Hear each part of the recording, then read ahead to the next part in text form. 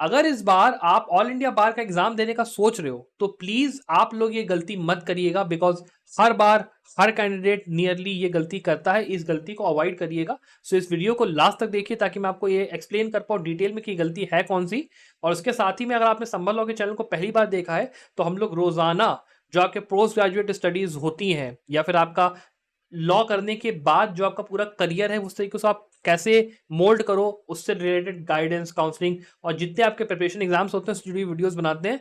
तो प्लीज हमारे चैनल को सब्सक्राइब जो जरूर करिएगा।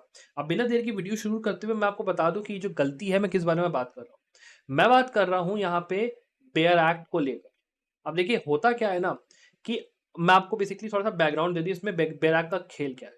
यहाँ पर जो आपका ऑल इंडिया बार होता है वो एक ओपन बुक एग्जाम होता है जिसके के अंदर आपको ये अलाउ किया जाता है कि आप जो बिना कमेंट्री वाली बेयर एक्ट आती ना, बिना कमेंट्री वाली, वो आप एग्जाम के अंदर ला सकते हो। लेकिन उसके साथ प्रॉब्लम यह है कि आप जब ये बेयर एक्ट लेने जाते हो तो आपके पास देखो पहले से जो कि आपने लॉ स्कूल के अंदर जब पढ़ाई करी तो आपने हो सकता है यूनिवर्सल की, या हो सकता है कि आपने डिग्लॉट वाली या फिर जो और आपकी बेयर एक्ट्स होती हैं वो आपने खरीद के रखी हो। और ये जो बेयर एक्ट्स होती हैं वो आपकी कम से कम समझ लीजिए बहुत सारे उसकी होती है, कॉन्स्टी की होगी, सीआरपीसी, सीपीसी एविडेंस, तो कम से कम 20 से लेके 22 बेयर एक्ट्स हो जाती हैं आपके पास टोटल में। ऑल थ्रू योर लॉ की स्टडीज में पूरी पूरी बेयर एक्ट के पास होती है। कई बेयर एक्ट्स ऐसी होती है जो कि पुरानी भी हो जाती है। लेकिन जब ऑल इंडिया बार का एग्जाम आता है तो वहां पे ये कहा गया कि बिना कमेंट्री के भाई हमको बेयर एक्ट चाहिए। तो ये वाली जो बेयर एक्ट होती है यूनिवर्सल डिग्लॉट वाली, ये आपकी अलाउड नहीं होती ले जाना, बिकॉज इसमें कमेंट्री दी होती, बाकी होता है। तो फिर वहां पे क्या होता है कि पूरी एक इंडस्ट्री खुल जाती है जो कि ये कहती है कि आइए भाई हमारे पास, हम आपको विदाउट कमेंट्री वाली बेयर एक्ट बेचेंगे। इसका ये लोग प्राइस सेट कर देंगे कि भाई 2,000 रुपये दे दो, 1,500 रुपया दे दो, या आपको आपके लोकल जो आपके किताबों की दुकान होती है वहां पे, जो आपके कोर्ट्स होते हैं वहां पे आपको मिल जाएंगे इस तरीके के सेलर। बहुत लोग आपको मिलेंगे जो कि आपको इस तरीके से बेचने की कोशिश करेंगे। This will happen just before, एक महीना पहले एग्जाम की होना शुरू होगा। आपको बार काउंसिल की तरफ से भी ये चीज साफ साफ कह दी जाएगी कि बिना कमेंट्री वाली भाई लेके आना, लेके आना।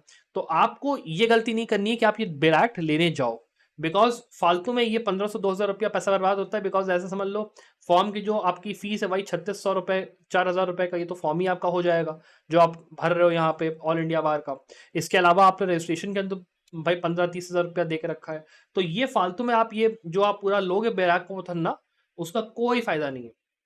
बेटर इसमें ये रहेगा कि आप एक काम ये करो कि आपका कोई सीनियर होगा, मैं कहता हूँ आपके जहां आप कोर्ट पे किसी सीनियर के अंडर हो वहां पे कोई आपका सीनियर होगा जो उसी सेम सीनियर के अंडर काम कर रहा हो, आपका थोड़ा सा मतलब जिसने पहले से बार काउंसिल का एग्जाम देकर रखा हो, उससे आप ले लो। हो सकता है आपके जो सीनियर है उन सीनियर के चेंबर में वहां पे हो मेन मेन आपके बेरेट्स, वहां से आप ले लो।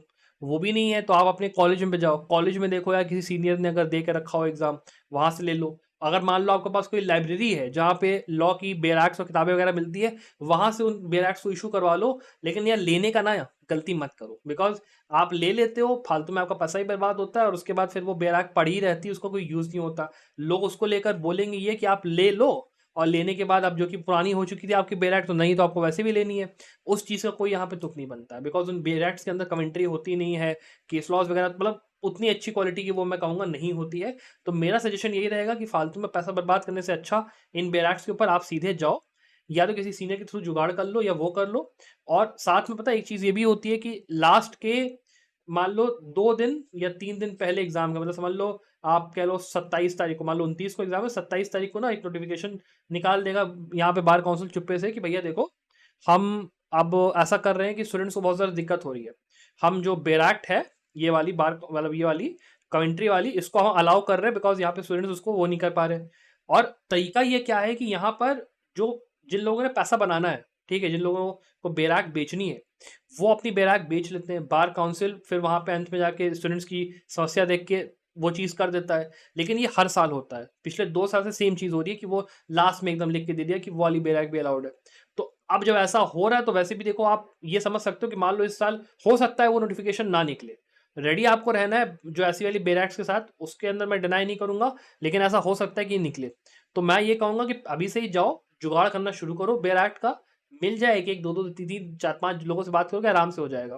खरीदने का यार वो मत उठाओ, ये मिस्टेक मत करो कि खरीदने जा रहे हो वो कर रहे हो, पॉइंट नहीं बनता। अपने एग्जाम पे ध्यान दो, उस पर ध्यान दो, कोई पॉइंट नहीं है। ठीक है। अपार्ट फ्रॉम दैट अगर मान लो आपको बार काउंसिल को लेके कोई भी डाउट्स हैं, कोई भी समस्या कुछ भी है, तैयारी कैसे करनी है, क्या करना है, उसके लिए हम लोगों ने एक पूरी कॉम्प्रिहेंसिव प्लेलिस्ट बनाई है संभव लॉ के ऊपर, एक-एक चीज़ के ऊपर बात करते हुए चैनल के ऊपर रोज़ाना हम लोग ऑल इंडिया बार से जुड़े हुए अपडेट्स और वीडियोज़ लाते रहते हैं। तो हमारे चैनल को सब्सक्राइब ज़रूर से करिए और साथ ही में अगर आपको मान लो क्वेश्चन्स की प्रैक्टिस करनी है, फ्री में क्वेश्चन्स की प्रैक्टिस करनी है, तो आप हमारे टेलीग्राम चैनल जॉइन करिए। यहाँ पे हम लोग रोज़ाना क्वेश्चन्स पोस्ट करते हैं। आपकी जो है वहाँ पे प्रैक्टिस भी बढ़िया एकदम हो जाएगी। Apart from that, I wish you the very, very best of luck for your future success.